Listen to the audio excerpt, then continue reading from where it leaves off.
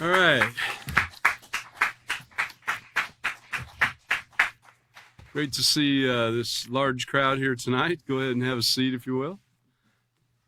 If you want to, or you can stand. All right.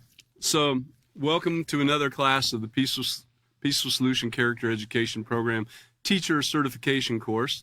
And tonight we are in the responsibility unit. So we're kind of winding down here, if you will. We've been through the intermediate program, and we're reaching the last one in the unit before we go on to, well, you know, we've got building moral excellence and then the workplace manual.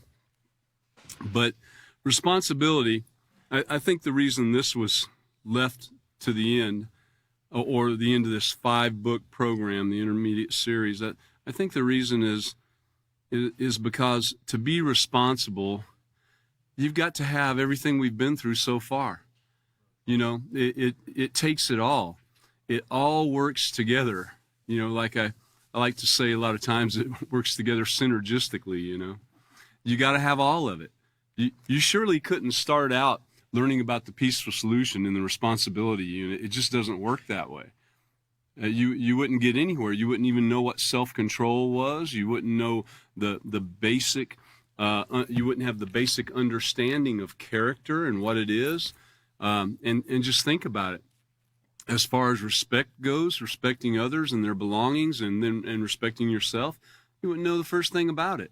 All we would have is what we've learned by watching movies, you know, and that's not the deal, I can tell you. So here we are with the responsibility unit. Very interesting, because responsibility covers so many areas, and it's used, the word responsibility is used in such a variety of ways.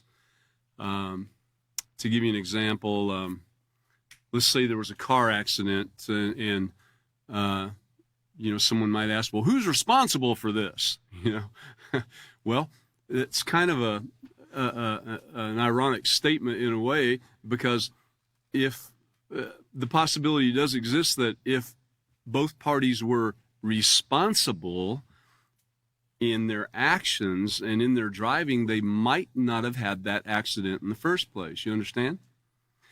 At the same time, one of those parties might be at fault, or both parties could be at fault, or what they would call responsible. You're responsible for that accident, you know. Both parties might have a certain amount of responsibility that led to that accident.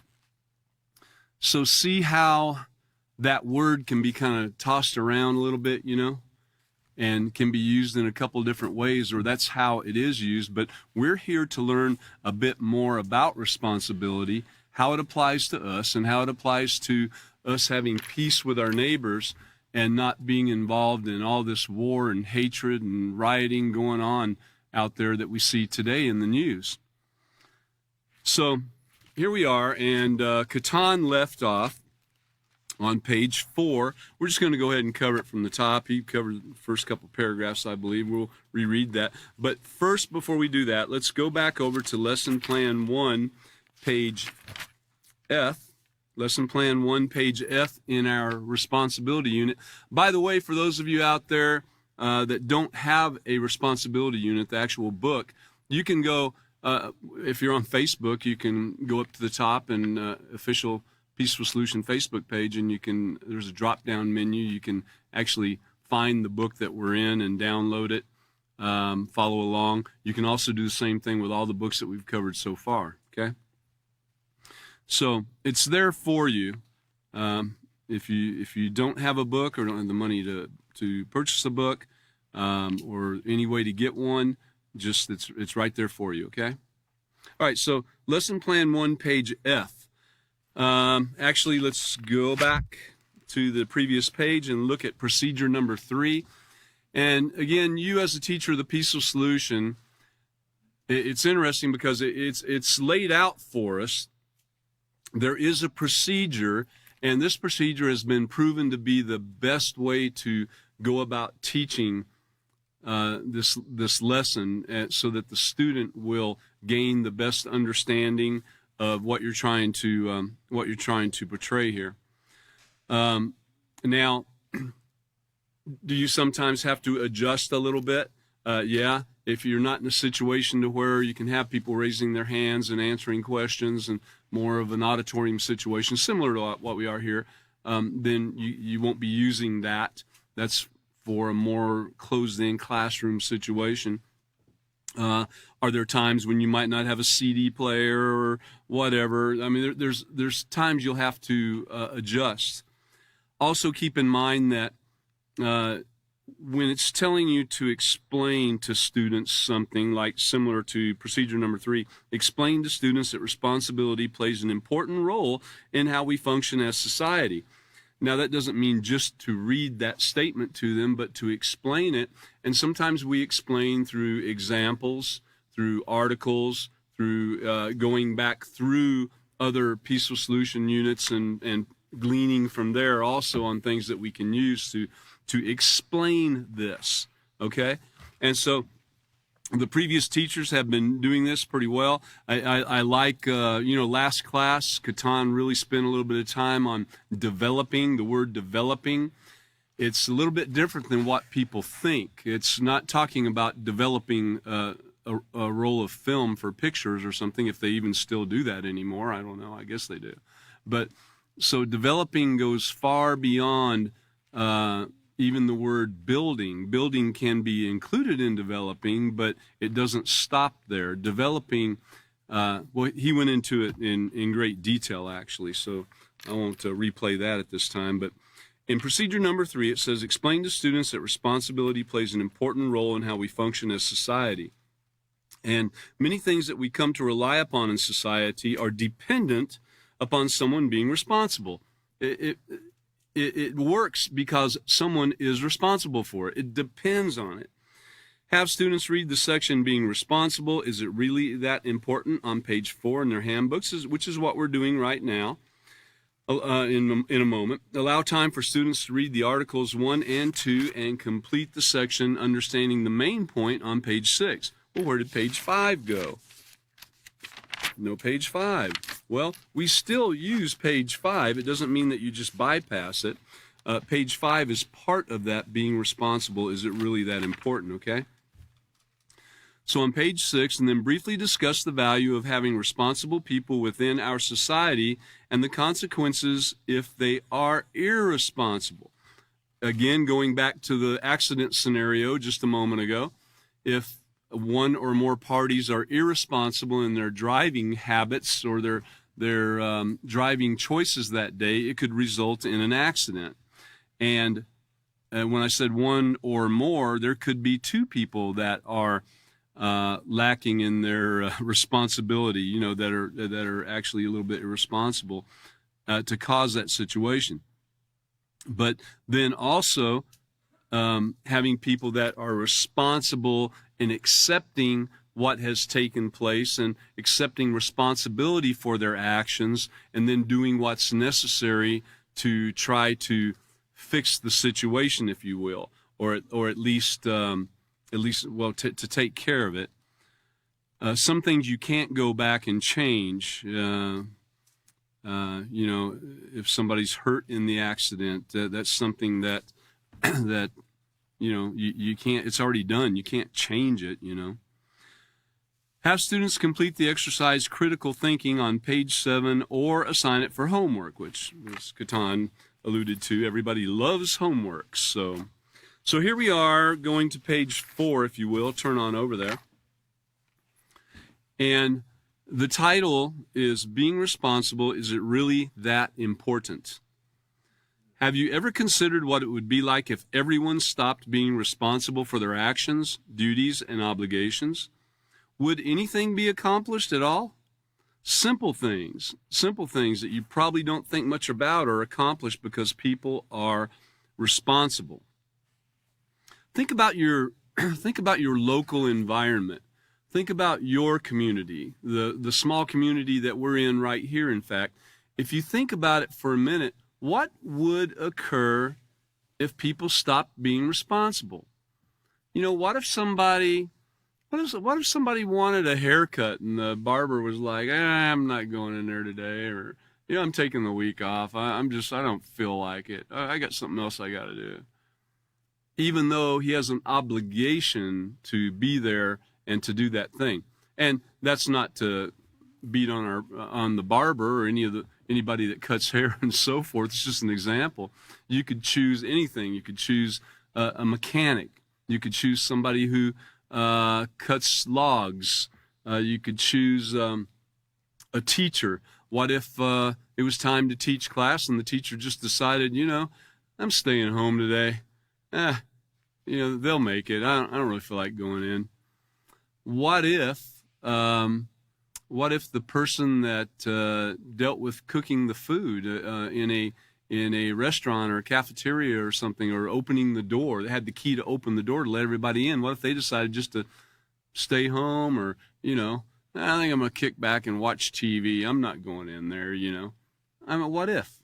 So you think about all these things, and we're going to talk a little bit more about it too, but think about your local community and what would take place, and whatever position you have in the community. What would occur if you decided just to shrug off your responsibilities, okay?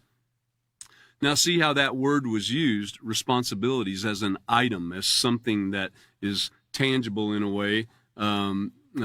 Responsibilities, these things that you have to do, that you're obligated to do, or that you volunteered to do, and so forth, which would make you obligated. Responsibility, if you sign a contract with somebody, if you make an agreement, you have a responsibility to fulfill that agreement. So see how responsibility covers a lot of areas. And then if you do make a mistake and you do something wrong, being responsible and taking hold of that and being responsible for your actions, even though you might have not been quite as responsible as you should have on the front end and something took place. Now you can at least change part of that and become responsible, and take what is coming to you in the form of whatever you need to do to try to fix the situation as much as possible, or at least make it palatable. Okay. For instance, what if the school bus driver decided not to show up for work one day, didn't call in or notify the bus company of his absence? And, today it's funny. I mean, not only has this occurred throughout history, things like this, but not that there were buses back in the day, but, people not being responsible is what I mean. But, so, in looking at how things are going today, or at least what I see in the media in various stages of seeing how the workforce is today, there seems to be a lot of irresponsibility in the workforce today. I know people that are 35 years old sitting at home playing video games instead of going to work. They feel like they're entitled to that they don't have to go out and do. They don't feel like going and doing that today, so they're not going to. They're just going to sit here and do that.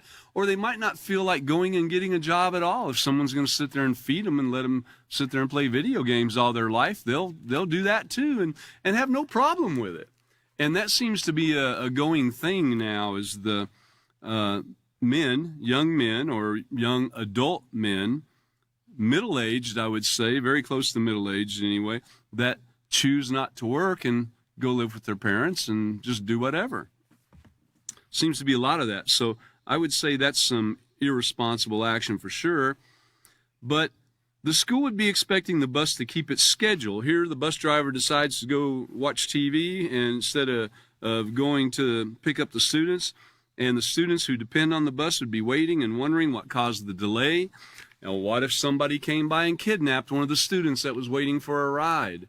Or there was a car accident and the car flew over there and hit the whole line of children waiting for the bus because the bus didn't show up. The ripple effect is just amazing on what can take place, not only with being responsible or irresponsible, but in any part of the character that we've been learning about so far. The ripple effect of of being a positive person that exhibits and uses positive moral character, or the person that couldn't give a hoot and goes out and just does their own thing. And there's a ripple effect for both those things. So frustrated, the children would either walk home or walk on to school. And it says, think of all the people it would inconvenience just because one person decided not to be responsible.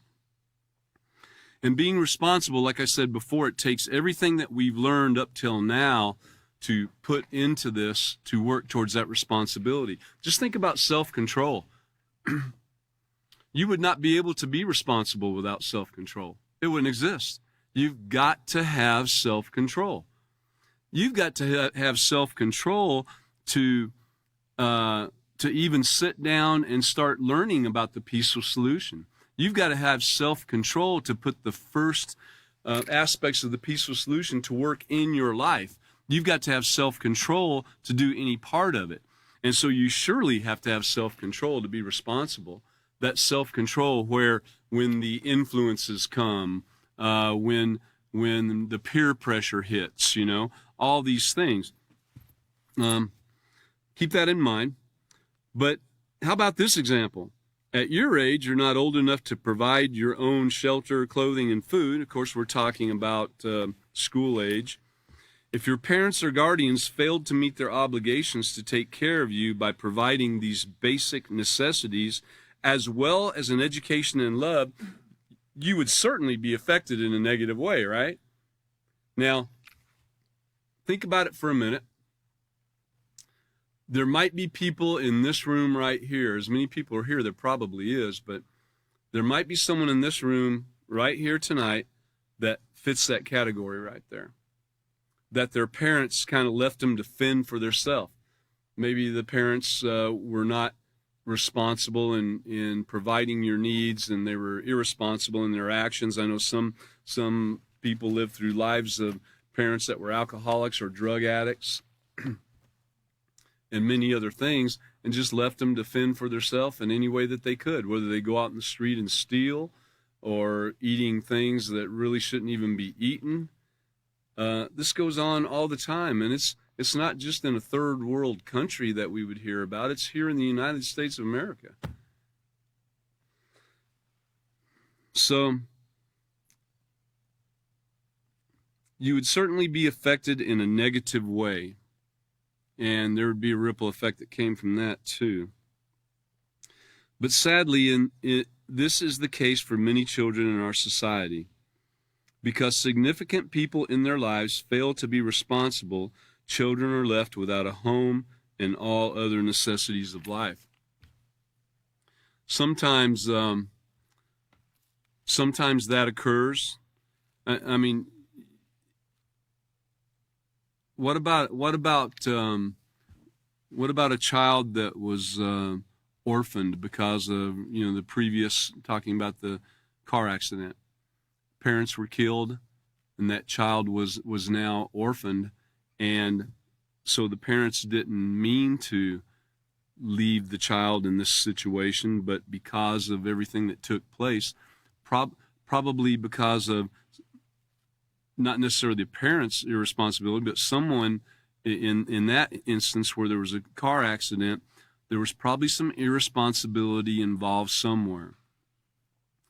Think of something as simple as checking the air in your tires.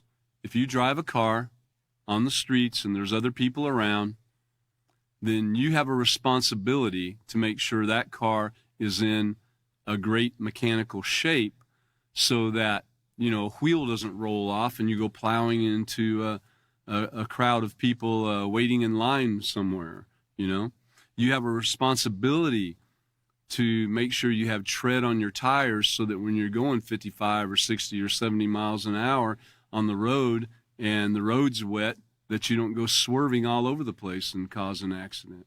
It's your responsibility to do so. You can't blame it on the water. You can't blame it on the slick road. There are instances where there is going to be some situations that come up. But even then, you would probably have a choice on whether to drive in that inclement weather or not. Now, if you have a responsibility to be the one to open the door somewhere and so forth, well, sometimes some things might override that a little bit, and you have that responsibility to get there. But if you've got inclement weather that just popped up, you can't drive that same 75 miles an hour to get there.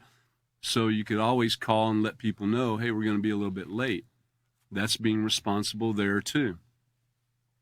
So it really is deep on how far this goes, this responsibility. When people fail to take their duties and obligations seriously, they are called irresponsible. Irresponsible people tend to ignore their duties or fool around rather than work hard to fulfill their obligations. Now, there's nothing wrong with having in a work environment or in a teaching environment. There's nothing wrong with having a great relationship with people, and occasionally there's a proper joke told or something, something lighthearted and all. But if you are not fulfilling your obligation, if you're shirking your duties, and then that becomes fooling around or, in fact, horseplay. And in most places that I've ever worked, horseplay is not allowed because people get hurt. People get hurt because they shirk their responsibilities. They're irresponsible, and they're not responsible around the machinery or whatever else is there, and they get hurt. And it occurs all the time. It's occurring right now as we speak somewhere out there in the world right now. But they're more likely to act first and think later instead of using self-control, setting their mind in advance, and so forth. In fact, let's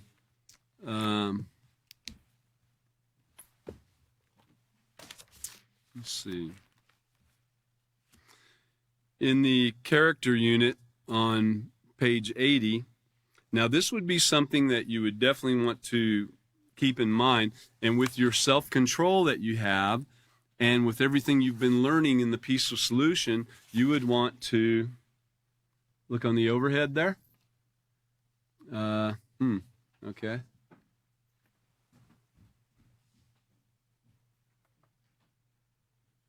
Well, we are having technical difficulties, it looks like.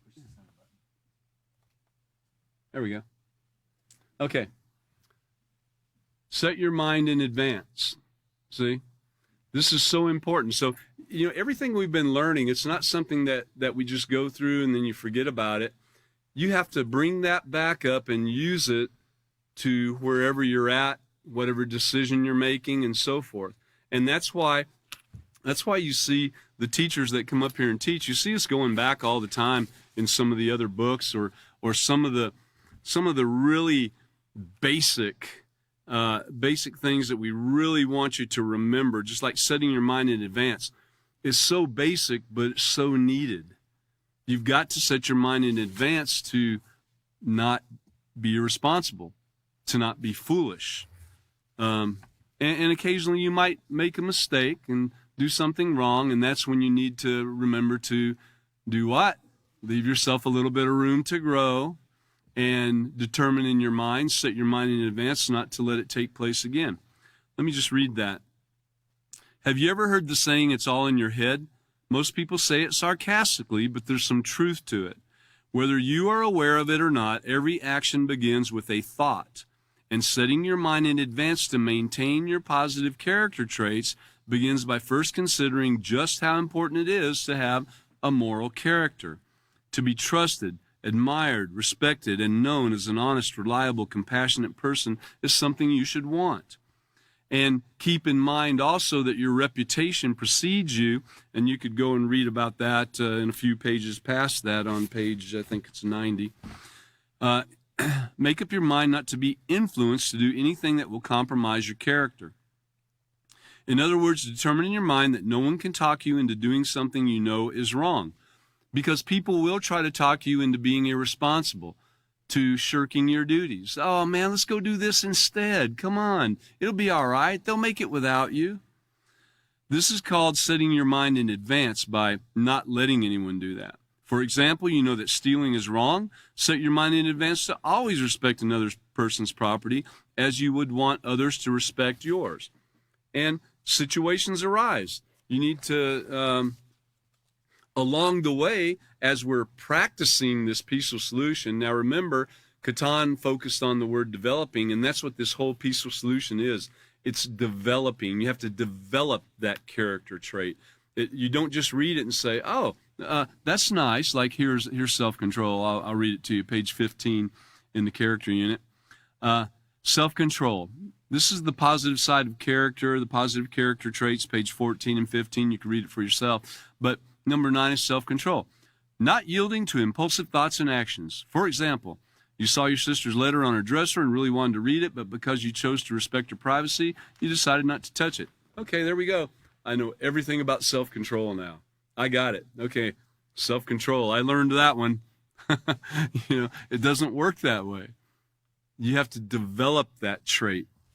And it's going to be by trial and error some too. I mean, it's better if you can listen to the examples and the experiences of other people and learn from that to put this to work in your life and let it develop until it's full grown. It's better that way. So remember, developing means that, you learn about it and then you build on it, you practice. We build on it by practicing and by studying these things and looking at all the examples and so forth. But it has to grow.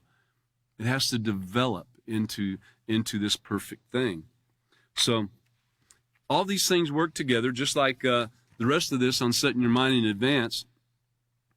You have to watch your thoughts. A very critical aspect of maintaining your positive character is being aware of your thoughts. Thoughts continuously run through your mind, which are significant in controlling your actions and decisions. Here's an example. I'll give you a personal example. I'm sure some of the other teachers have experienced this too. In going out to some of the places that we go, it wasn't always what we would consider the safest place, or the most, probably not the place you were going to be liked the most, possibly, and even to the point of maybe it was a schedule change. Maybe you were used to going early afternoon to a certain class, and the schedule changed, and now you're going 3 hours later, and it interrupts where you would normally be eating your meal or doing something else or what have you. And it can cause occasional, it can cause occasional frustration. It can cause occasional, I wouldn't use the word fear, but thoughts of the unknown occurring, what's going to occur now. I've never been there at this time of day or something. I remember a certain prison that I would go to, and it was pretty well set this certain time of day. Everything was on track, and then they changed it up on me, and the next time around it was like a whole different world.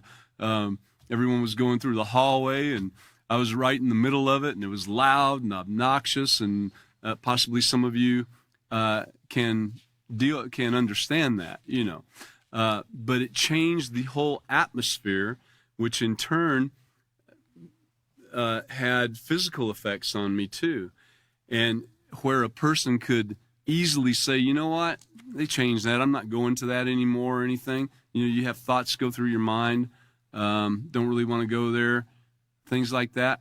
But if you realize that you have an obligation and a responsibility to do so because you've been practicing the peaceful solution and you're using self-control and you don't let anything get in your way, and you go ahead and you're determined to do that, and you go and you move on, you go ahead and do it, and then you find that all that stuff goes out the window. It all just disappears. It's gone. So it was something, well, it was an influence. Influences are extremely important to keep in mind, and they have an effect on our thoughts. They have an effect on our ability to be responsible, our ability to practice self-control. All of these things, again, synergistic. They all work together so much. But so watching your thoughts is an important thing, because if you let your thoughts take control, thoughts lead to feelings, right? Feelings lead to actions, right? So, and then those actions might lead to some type of reward or consequence, possibly, So we've got to keep these things in mind. Don't be influenced. Don't let the negative influences attack you and get you to be irresponsible instead of responsible. Okay. Well, continuing on here. I just read that irresponsible people tend to ignore their duties or fool around rather than work hard to fulfill their obligations. They are more likely to act first and think later. They either do not take the time to consider the consequences of their actions. See, does that sound familiar? Considering the consequences? Self-control, stop, think, consider your options, proceed with the proper choice, one that won't present any consequences to you, your neighbor, the environment, animals, So, not taking time to consider the consequences of your actions, or they have a nonchalant, it doesn't really matter. That stuff goes on all the time, man. Don't worry about it. Just nonchalant, like, who cares? Get somebody else to do that, man. Hey, they can open a window. They know how to get in that building. I don't need to be there. No big deal. But as a result, they can cause undue stress and frustration. Now, get that. They actually cause that possibility of someone having undue stress and frustration, as well as harm to themselves or others. So here's a person that's going along their day, and because of your irresponsibility, now they've got some stress because they're having to fill in for you.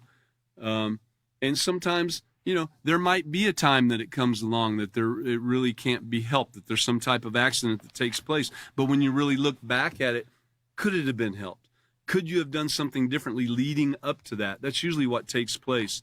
If you go back and look at things, most of the time when something goes wrong, it could have been different just by changing a few actions along the way, which would mean changing a few feelings along the way, which would mean changing a few thoughts along the way, right? Because we just read it about the thoughts. So, for example, every time you go for a drive, your safety depends upon the responsibility of all drivers. And every day, thousands of people die or are injured in accidents because someone failed to stop at a red light, drove while under the influence of alcohol, or went over the speed limit. People also die or are injured because they do not take responsibility for themselves and fail to wear safety belts. And I know, there's all kinds of arguments as to why you should or shouldn't wear a safety belt. But the bottom line is, it is the law. And number two is, I think when you take the statistics and really look at it, that wearing the belts probably do really show to be helpful. Even in a low speed accident, I might have mentioned this before, but I had a cousin that you would call them a nice looking person, probably. They could probably be in some kind of magazine or something like that. And this person was driving along with no seatbelt on, and this was before they had airbags. They were driving along at 20, 25, whatever miles an hour, something along like that, and something occurred which startled them, and the vehicle swerved and it hit a concrete culvert. A culvert is something that sticks up above the pavement, and it's concrete, and you hit that, and believe me, you're not going anywhere. The car stops immediately. And when the car stops immediately, if you don't have a seatbelt on, your face goes forward. Now, in a low-speed crash, you're not likely to be thrown out the windshield if you're going slow enough, but you will get your face slammed into the steering wheel. And when I saw the person the next day, it actually occurred to a cousin of mine and then to a friend, The cousin, I didn't say anything. I didn't really want to, express my horror at the sight. But my friend, when I saw him, I said, "Man, please, don't look my way. I can't look at it. It was just too horrible. It's so disfigured. It was just terrible. And this was, he hit a culvert too, and it was in a truck, and it was just terrible. And that day, I decided that I was going to wear seatbelts, even on those low speed trips. Do I catch myself sometime not doing it? You bet. You know what pops into my mind first thing? That very thing where they got their whole mouth teeth knocked out, jaw broken, stitches, looked like some kind of monster, And so that helped me to make the proper decision of wearing a seatbelt. Don't mean to get on that too hard and heavy, but you know what? If I had an accident and I smashed my mouth up and everything like that, I would have nobody to blame except myself for not wearing that belt or something.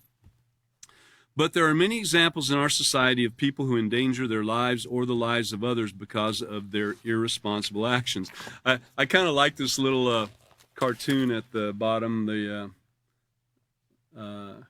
For those of you that might not have a book in front of you, it shows a man that just ran into a police car, and he's talking to the police officer, and he goes, "A ticket?" He's going to argue with him. "A ticket? There was no way I could have stopped. That light had just turned red. What are you talking about?"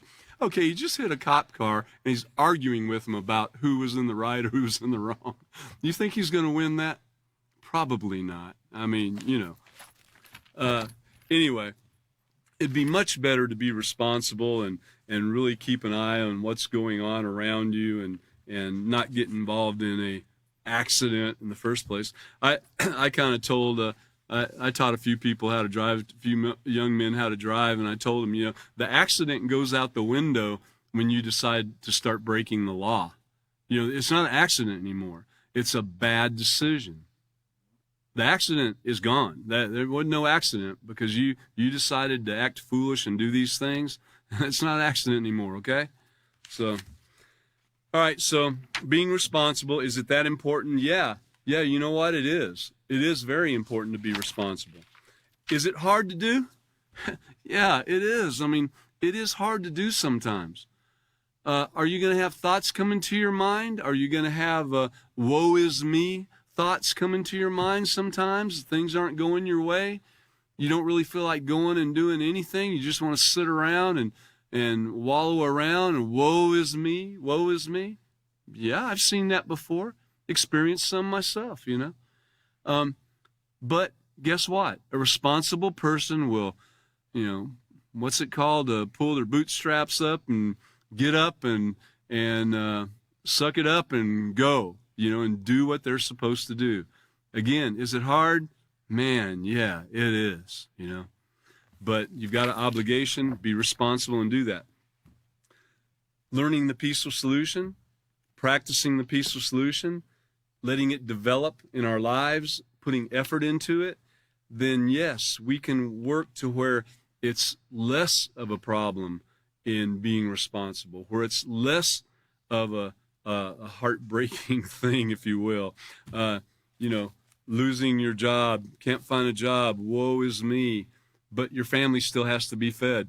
Woe is me. What are you going to do? Let them sit there and starve? Woe is me. No, you got to get up and go. You got to get up and do something. You got to put food on the table, man. So anyway, that all goes back to, once again, we mentioned setting your mind in advance.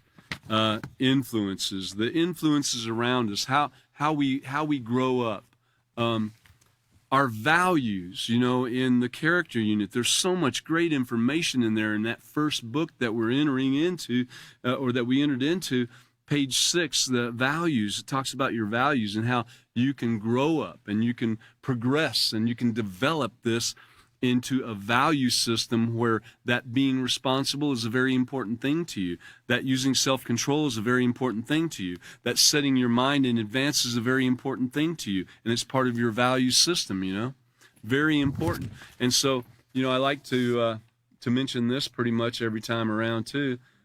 Attitude is everything. if you have an attitude of responsibility, if you have an attitude of practicing self-control, if you have an attitude, the attitude really is everything. You can't go along griping and complaining about being responsible. What would that do? That just means you're irresponsible already. Just, you can't go around complaining about things like that. You should look forward to that possibility. You should look forward to the opportunity to practice that responsibility. Some people look at it as something bad. Oh man, this is just too much for me, But what it is an opportunity for you to practice positive thoughts, to practice self-control, to practice responsibility. That's what it is. It's an opportunity. It's an opportunity for you to put in the effort. It's an opportunity to help this thing develop in your life.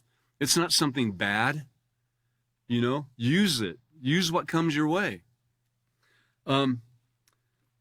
Page 6. Let's look at page 6.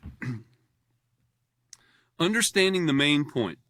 It says to read the articles and answer the questions that follow. So we're going to read this. American West fires pilots accused of drinking. In Phoenix, Arizona, American West Airlines sent termination letters Tuesday to 2 pilots that police say failed breathalyzer tests as they prepared to fly a jet full of passengers.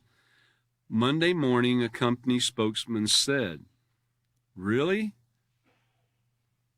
Getting ready to fly a jet full of passengers. Kind of nonchalant there, isn't it?"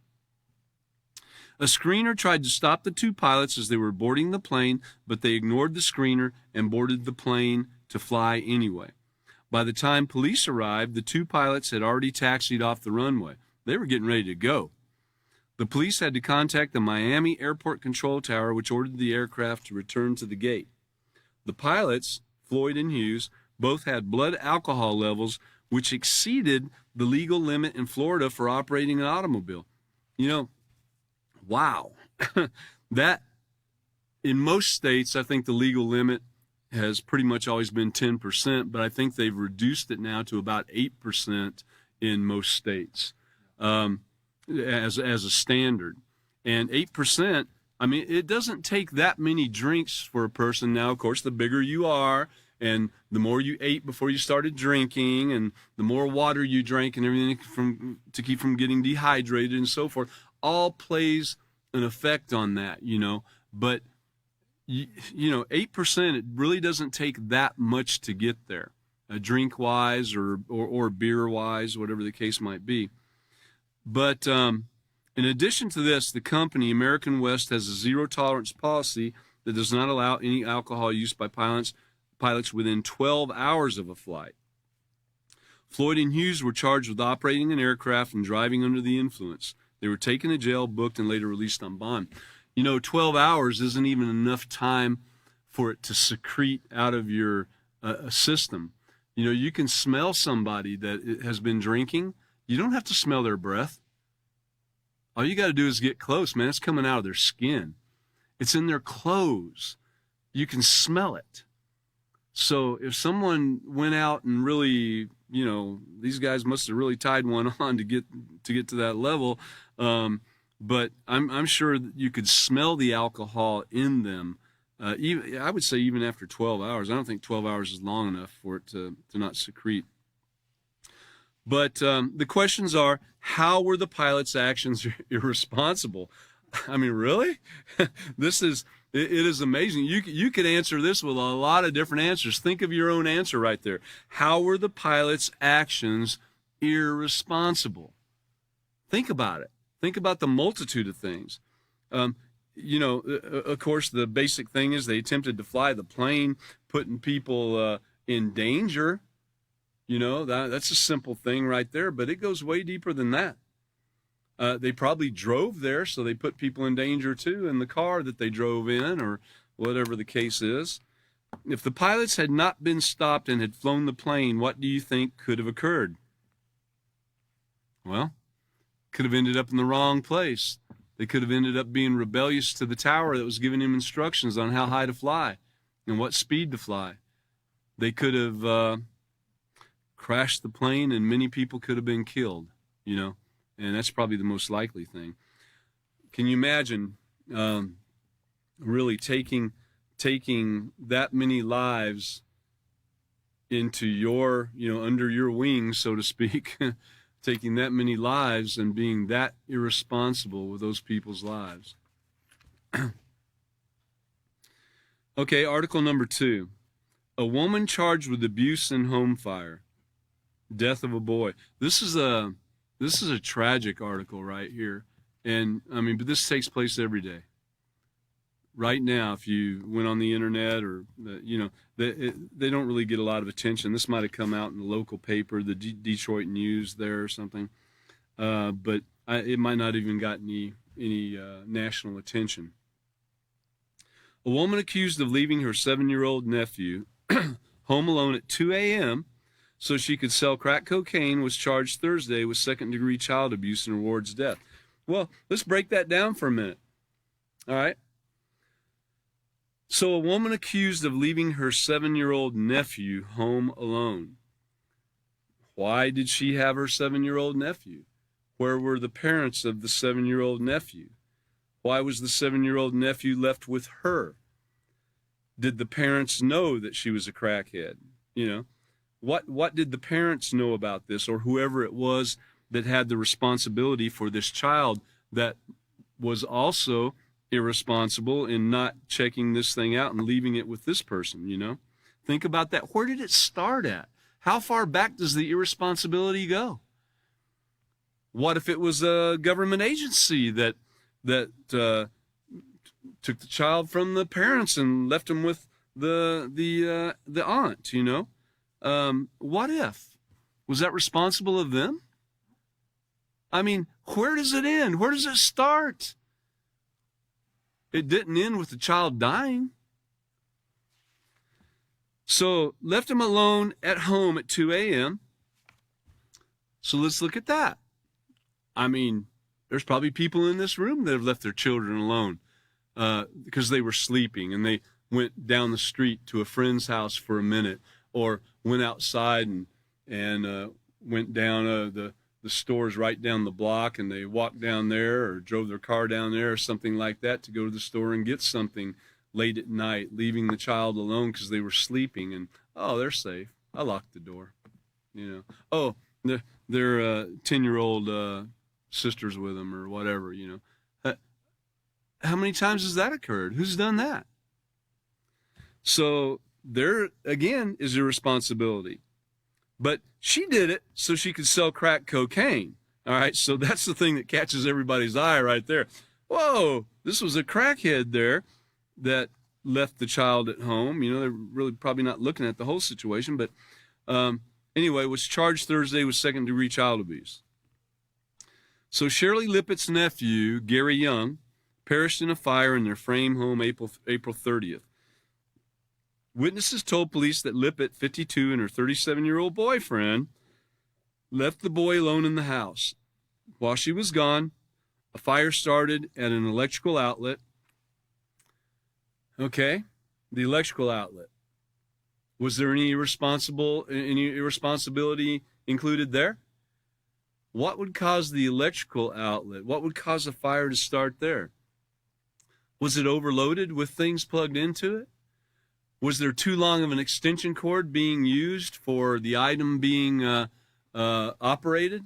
That occurs all the time. Most people don't even know that if you've got a high amperage item in your home and you've got an extension cord stretched across the room to operate this thing, you are begging for a fire, an electrical fire in your house. Most people have no idea about that. They go out, buy an extension cord, plug their AC in, or plug their electric heater in, or whatever, or their electric iron. You know, if you read the instructions on those things, it says, do not use an extension cord. They either come with a cord about that long, or sometimes you can get one with a little longer cord, and there's a reason for it. It's because it's not made to operate with an extension cord and draw all that amperage and cause a failure in your house. Is that irresponsible? You bet it's irresponsible. It's irresponsible for not being aware of those things. Is it a mistake on your behalf? Well, yeah, you didn't know about it. You caused the fire, but you were still irresponsible, Think about it. What caused it? Was it the electrician that did some work on the electrical outlet that failed to ground it properly? Was it the landlord, if it was a rented place? Was it the landlord that said, no, we're not going to fix that right now? They're all right with it. We'll get it next week, or we'll get it when we remodel it here in a year, or even, no, we're not fixing none of that junk. They can live with it. Was it that? What was it? Where did the irresponsibility fall? So we have a massive amount of irresponsibility here taking place. Anyway, it started with the electrical outlet. It swept through the home, trapping the young man inside. When Lippet arrived home, she found it gutted by the fire, and her nephew had already died on the front lawn where medical technicians were unable to revive him. Think about the lives of those that were there seeing this take place with this young man burn up or smoke inhalation, whatever the case was. Think about that and how horrible this was. I know I'm pressing a little bit on that, but irresponsibility and all of the positive character we've learned about, look at all the ways that it could have been applied by many different people to avoid what took place right here. It's not just one person. Yeah, she's a crackhead. She went out and sold. It's not just her. Yeah, she's a big part of it. Don't get me wrong, and I'm not giving her an excuse. But it was a lot of people involved here in this deal. So for him to say that, she's going to be suffer the consequences and go to jail or whatever on this thing, what other people need to go to jail, I think it would be better if they were taught the Peaceful Solution Character Education Program so they could learn all these things and why every choice they make has a ripple effect, In your character unit again, man, this book right here, holy cow, this thing right here, it has so much information in it and so much knowledge to put to use in our lives. And on page 105, it talks about the ripple effect, character, society, and the world. See how there's a ripple effect? Did the landlord think by his not fixing the outlet it was going to have a problem? No. Did the person, if it was overloaded with things, plugged in with their little grounding prong, those little 3-prong things that go in there, or it's a 2-prong that plugs into your 2-prong outlet. There's still places that have those, believe me. But you still plug in your 3-prong item into it. You're asking for trouble on that deal right there. And then people take those and they pile other stuff onto them because, hey, look, I can do this. I don't have to worry about just having one plug. Do-dee-do-dee-do-dee-do-dee-do. They're just going along without any information, any knowledge or anything, and they could burn the house down. I mean, really, think about it. You don't have to be an electrician to know these things. But every action has a ripple effect in our lives and everybody else's, whether it's positive or negative. Our character dictates our behavior and our actions. It's the foundation by which we interact with others. There are very few activities that we do on a daily basis in which we are not directly interacting with someone. Can you recall a day when you didn't see or speak to anyone? Well, I'd had to have been real sick and just out of it probably. But, there are people that sometimes don't interact with others. As human beings, we need to interact and associate with others. And this is what compels us as friends and people we can interact with and be accepted by and so forth. But in the same way that character shapes an individual, it also can shape society, which in turn forms our nation and so forth. The third paragraph says we live in a society where our need to belong makes us interdependent upon one another, meaning we're not independent, we're interdependent. We depend on each other.